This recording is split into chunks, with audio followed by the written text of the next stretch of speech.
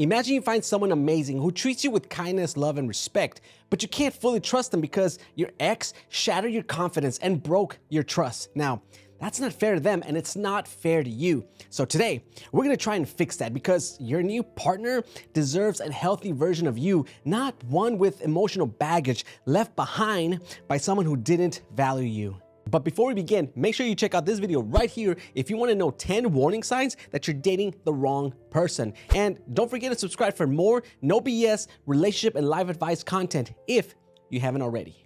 So when someone cheats on you, it doesn't just break your heart, it shakes your foundation. Suddenly your self-esteem takes a hit. You're questioning your worth, your attractiveness, your judgment. And the messed up part is that more than likely the person who cheated on you has already moved on, leaving you behind to carry the wreckage. And now your new partner, who had absolutely nothing to do with your ex's betrayal, is paying the price for scars they didn't inflict. It's not logical and it's not fair, but it's humane. We all want to protect ourselves from getting hurt again, but if you build walls too high, no one's getting in, not even the right person. I want you to think about this. Your new partner chose you, right? They're investing their time and energy and emotions into you. They didn't sign up to be punished for the mistakes of someone else. When you question their every move, demand their passwords, or accuse them without evidence, you're not just doubting them, you're disrespecting the trust that they've offered. Look, I get it. Trust is like glass, right? Fragile and precious. I'm aware that once shattered, it is hard to piece back together, but the good news is that you can rebuild it, not by forcing your partner to prove themselves every day, but by doing the work yourself. You can't fix what you don't face. So admit to yourself that you're carrying insecurities from your past. You gotta be brutally honest. Is it fear of betrayal? Fear of not, being good enough? Whatever it is, name it. Because what you name, you can't tame. Your ex and your new partner are entirely two different people. And just because your ex couldn't keep their promises, it doesn't mean your new partner won't. Judge your partner based on their actions, not your fears. If you're feeling insecure, talk about it, but don't attack. Instead of saying, I know you're cheating, try, I've been hurt before, and sometimes I get scared. Can we work on building trust together? Vulnerability, it isn't a weakness, it's strength. You see, healing doesn't happen by accident, it happens by intention. Go to therapy, read books, journal, do whatever it takes to confront the pain your ex caused. Understand that your healing isn't just for your new partner, it's for you. You deserve peace.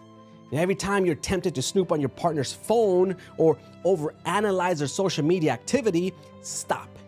Ask yourself, is this action building trust or destroying it?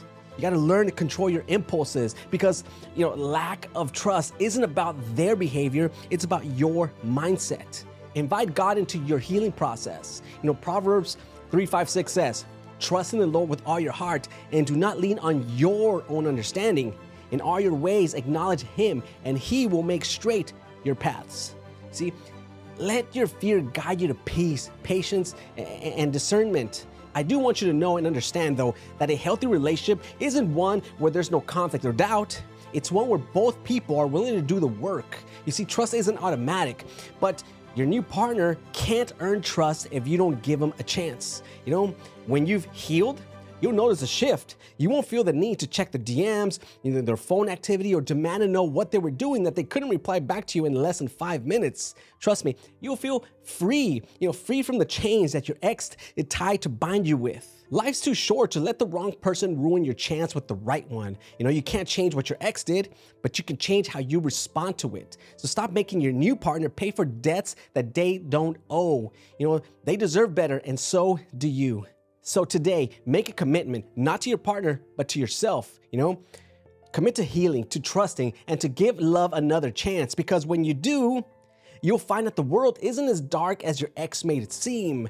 There's light, love, and hope waiting for you. You just have to, let the past go so you can see it. And letting go of the past is about making room for better memories. You can't hold on to both the old and the new at the same time.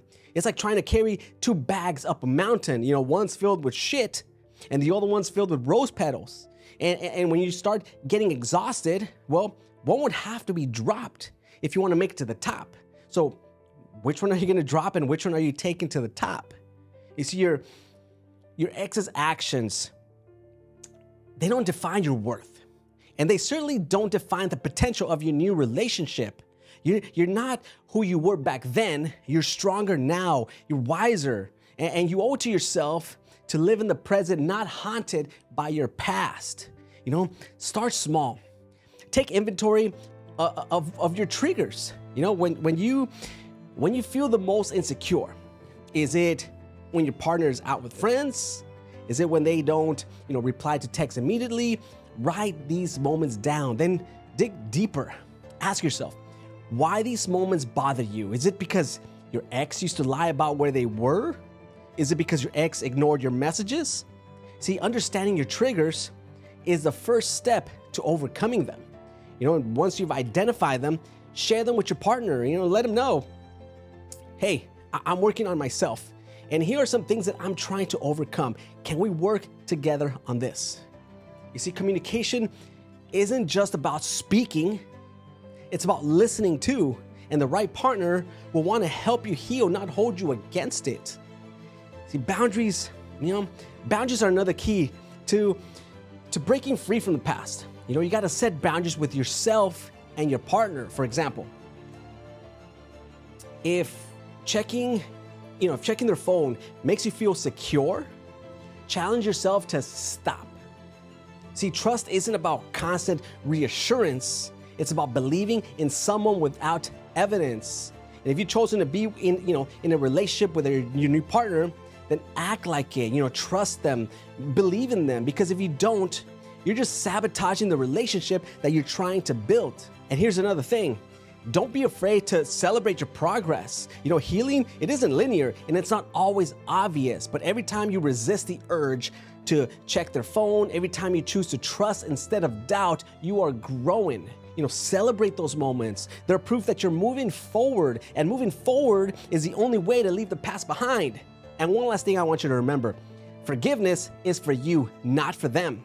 Forgiving your ex doesn't mean that you condone what they did.